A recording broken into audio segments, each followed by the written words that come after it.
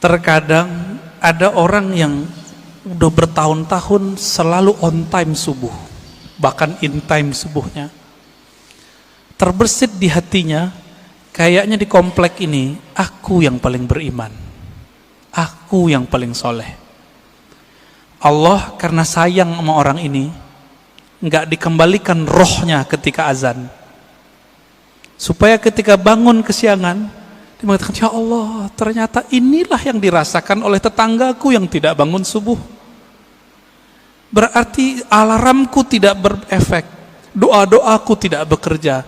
Ini adalah mutlak pemberianmu. Di situ dia bersyukur, Pak. Setiap hari besok dia mengatakan, ya Allah, tolong bangunkan aku. Jadi ada perasaan harap-harap cemas yang buat dia merasa dirinya merasa hina di hadapan Allah. Inilah makna hadis qudsi, hadis sahih. Apa kata Allah? Ya ibadi, fa illam tuznibu. Hai hambaku, jika engkau tidak merasa berdosa, tidak merasa hina di hadapanku, tidak merasa lemah di hadapanku, aku akan datangkan generasi baru yang mereka merasa berdosa. Jadi dosa itu merasa apa enggak, itu aja. Banyak orang berdosa apa enggak merasa.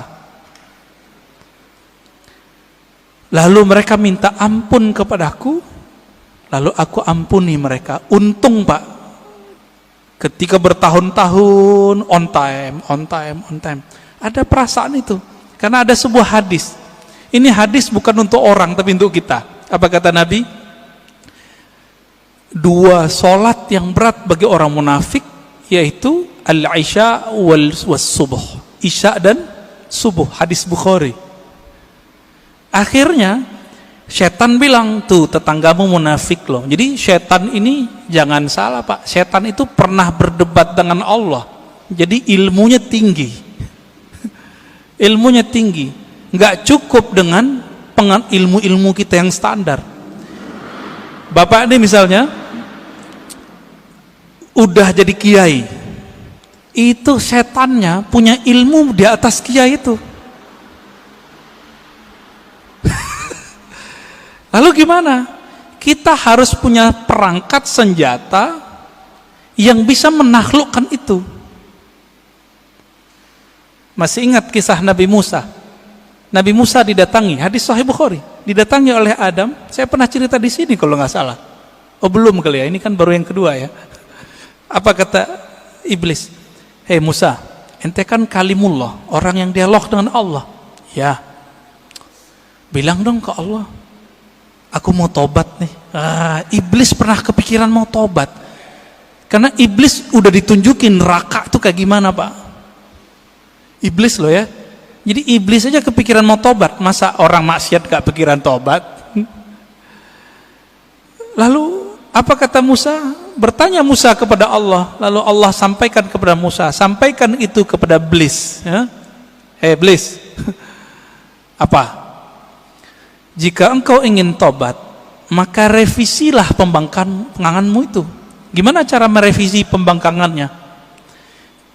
Tuh, di sono tuh ada kuburan Adam, kakekku, tolong sujud kepadanya. Kira-kira jawaban iblis apa, Pak?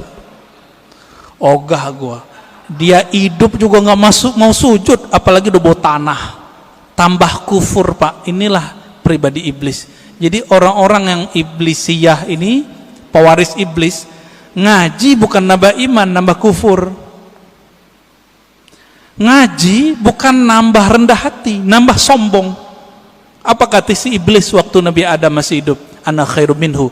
Aneh kan lebih baik dari dia. Jadi kalau kita berani nih ngomong, Bapak mau ahlus sunnah, mau nggak ahlus sunnah? Bapak ini udah ngaku ahlus sunnah, terus merasa lebih baik daripada orang yang nyala-nyalain. Iblis juga itu. Jadi kita nggak boleh merasa itu meskipun kita benar. Ini yang dimaksud oleh Nabi. Siapa yang berdebat, meskipun dia tahu dia benar, dia tinggalkan perdebatannya. Allah taruh dia di tengah-tengah surga. Wasatil jannah. Tapi dia tahu dia benar. Orang ngajak debat, dia nggak mau debat. Kalau tadi udah debat duluan, maka Allah taruh dia di tempat paling tinggi, yaitu Firdaus. Kenapa? Karena debat itu adalah karakter iblis yang jahil kepada Allah.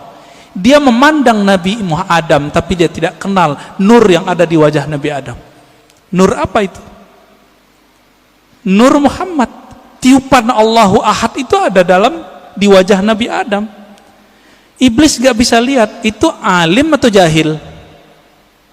Yang ini gak akan bisa ditembus oleh iblis, Pak. Iblis minta izin kepada Allah. Ya Allah, tolong izinkan aku mengakses kolbunya manusia. Apa kata Allah? Enggak diizinkan ente. Tapi ente punya cara. Tidak langsung. Caranya apa? Tajri majrad dam. Kamu diizinkan mengakses lewat darah, tapi enggak boleh langsung ke jantung, karena jantung berhubungan dengan kolbu. Tapi karena darah itu nanti mengalir, berputar di dalam kolbu.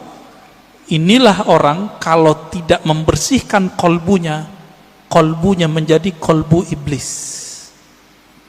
Itulah yang nanti kalau dibiarkan Pak pribadi ini merasa lebih, nanti lama-lama dia berani nyalain orang, bahkan bunuh orang yang beda sama dia, bahkan ngebom orang yang beda faham sama dia. Nanti di akhir zaman, ini kan akhir zaman sudah, mereka akan menjadi tentara Dajjal. Inilah yang masuk dalam imajinasi para buat seniman-seniman itu, jadi zombie. Zombie itu adalah karakter dari atba'ud Dajjal. Nggak ada iman di kolbunya. Hati-hati, Pak. Ya, maka pandanglah kolbu itu, bersihkan tiap hari. Jadi kalau mau istighfar, nggak hanya istighfar zahir, istighfar kolbu. Kalau kita udah masuk istighfar kolbu, siapa aja ngomong kita dengerin, siapa yang ngajar kita dengerin. Khotibnya nggak menarik, tetap kita doain. Tapi kalau iblis bersarang di kolbu lewat darah itu, karena dia bisa menguasai darah di mata, dia akan bilang, khotib bodoh, gitu Pak. Mulai itu. Walaupun bapak ini ahlu sunnah aswaja katanya, kolbunya sudah jadi kolbu setan. Jadi jangan heran banyak nanti dai-dai yang katanya berpakaian aswaja ahlu sunnah, tapi kolbunya sudah kolbu iblis. Apalagi yang bukan ahlus sunnah. Semoga Allah melindungi kolbu kita. Amin ya rabbal alamin. Ya.